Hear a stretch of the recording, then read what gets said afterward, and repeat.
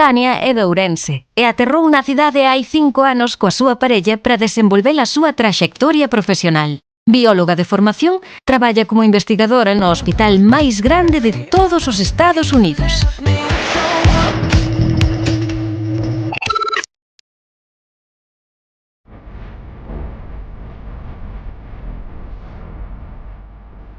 Tania amosaranos como é un piso típico de Nova York e acompañarémola na súa rutina no día a día desta cidade.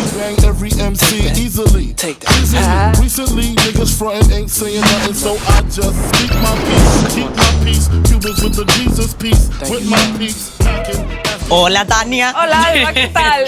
Encantada. Encantada de verte. Estos son un novo sistema de telefonillos que nos instalaron porque en Nova York somos moi modernos, entonces temos que chamar por videollamada a quen queiras. En este caso, serio? Unidad 5, que somos Anxo e eu. E vamos a chamar. Rizando rizo xa, Espérate que esté atento. Aí está. Abriu-nos a porta, Anxo. Grazas a Deus que nos abriu. Os teitos son moi altos, os suelos son de madeira. Bueno, isto é un apartamento típico neoyorquino de xente da nosa edad, do que podemos pagar, basicamente, que é un salonciño, e aí está a nosa habitación.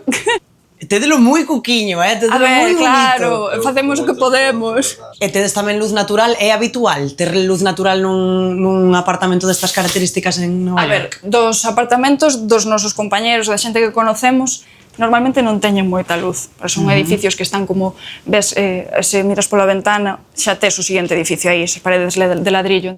E canto tempo levades vivindo neste Os apartamento? 5 anos.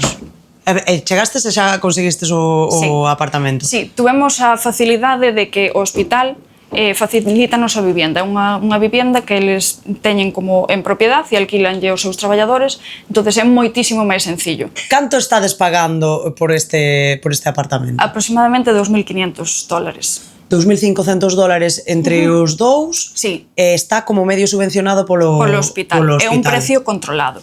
Cando chegastes e vos tuvestes que habituar a esta nova vida, tedes así algunha anécdota curiosa de adaptación? A comida é a peor adaptación que tuvimos que sufrir. E aquí era o supermercado é un dolor. Aparte de que os precios son carísimos, a calidade non é nin a mitad de boa.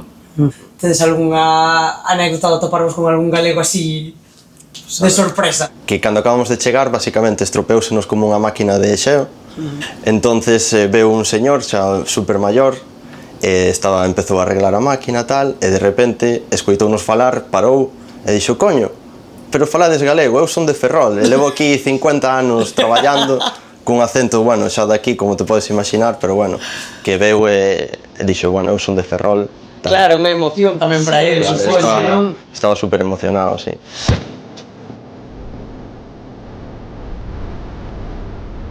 Tania ten a sorte de ir camiñando ao traballo. O Weill Cornell está xusto fronte ao seu edificio.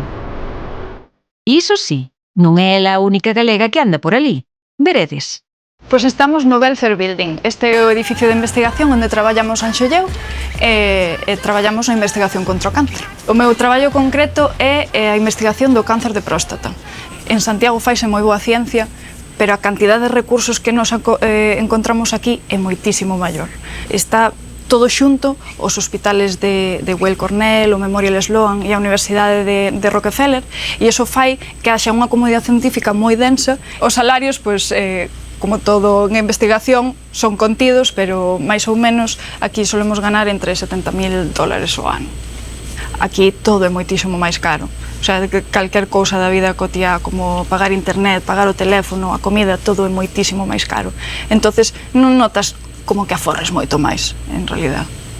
A investigación é moi internacional. No noso laboratorio hai xente da India, xente de China, xente de Polonia, temos un catalán, unha andaluza, pero non hai americanos.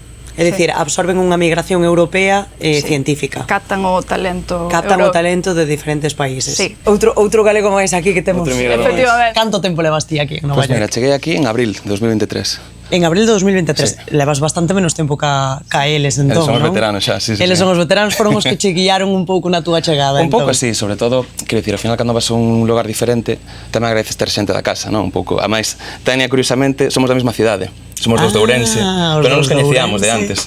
Pois eu fixen o doutoramento en Santiago. Tamén como eles, non nos coñecíamos de nada. E sí que é certo que estar fora da casa, eu ata que chegar aquí non sentira morriña. Estivera en Lisboa uns meses e tal, pero foi no momento de chegar aquí foi cando experimentei, estou lonxe da casa, sabes, non están os meus amigos, a miña como zona de confort. Paulo, previsión de volta, como ves isto, ti? A ver, unha cousa que sempre barallamos, tira moito a casa. Polo pronto non, acabamos de chegar, como a quen di, sabemos que se en algún momento voltamos a casa non vamos querer marchar. Eso vai tirar moito Galicia, entón, polo de pronto, aproveitar aquí, facer o mellor que poidamos, e logo o tempo irá dicindo. Galicia sempre vai estar aí, eso é o que ten.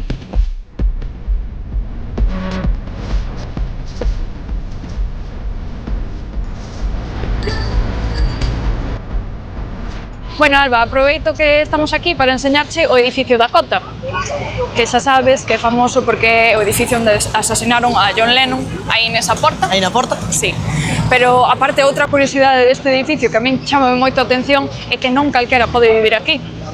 Tes que ser aprobado polos actuales inquilinos para tú poder vivir. É dicir, non é dabondo ter cartos. No, é moi exclusivo e probablemente teñas que ser unha persona moi famosa e pudiente para poder vivir nele.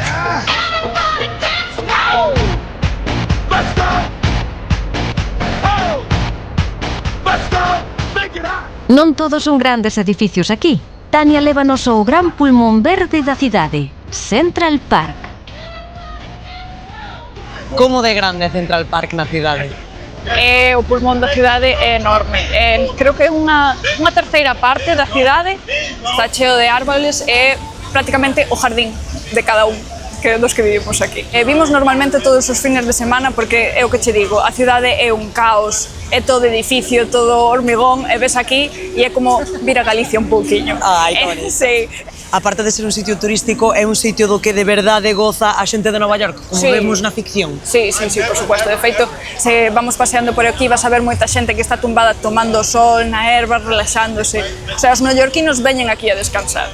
Tania, hai unha pila de esquíos por todos os lados. A verdade é que sí, é que son bonísimos, pero non só hai esquíos. O sea, o que a mí máis me gusta é ver os mapaches.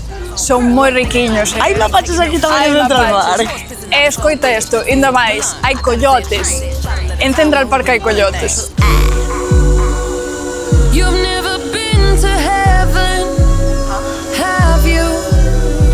Ooh, this the ride of your life. Hold on, 'cause baby, I might just give you a bite of the sweetest pie. Tania, mira, contame, como foi adaptarte a esta nova vida e o choque de chegar a Nova York?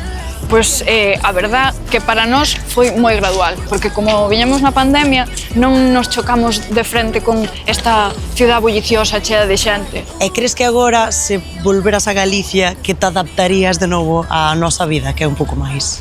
Galicia é o sitio ideal para vivir e por supuesto encantaríame vivir ali e non creo que me costará adaptarme de novo a unha ciudad pequena ou a un puebliño. E espero que podamos volver a Galicia pronto, pero de momento vamos a disfrutar o que temos aquí. Tania, foi un placer pasar o día contigo e agora pois haberá que despedirnos aquí do programa. Pois sí. É de nós. É de nós. Así que, Adiós. chao, chao. Se falamos de gastronomía entre Nova York e Ourense, cal escolles? A de Ourense, por supuesto. Onde están mellor os prezos? Os de Ourense, por supuesto. Moito máis asequibles que os de aquí. E en canto á festa? Eso xa non che sabería dicir. Aquí en Nova York non salín moito, pero sí que hai moita máis vida que en Ourense. Entonces quizás diría Nova York. Onde é máis hospitalaria a xente? A xente galega sempre no corazón, así que sempre galega. Con que humor quedas? A retranca galega. Que clima prefires? Pois gústame moito o clima de Nova York, porque vives todas as estacións de maneira extrema. Tes os invernos moi fríos, con nieve, entonces podes disfrutar dos paisaxes nevados, logo no verano tes un calor casi como se estuveras no Caribe, así que sí, eu creo que o clima de Nova York.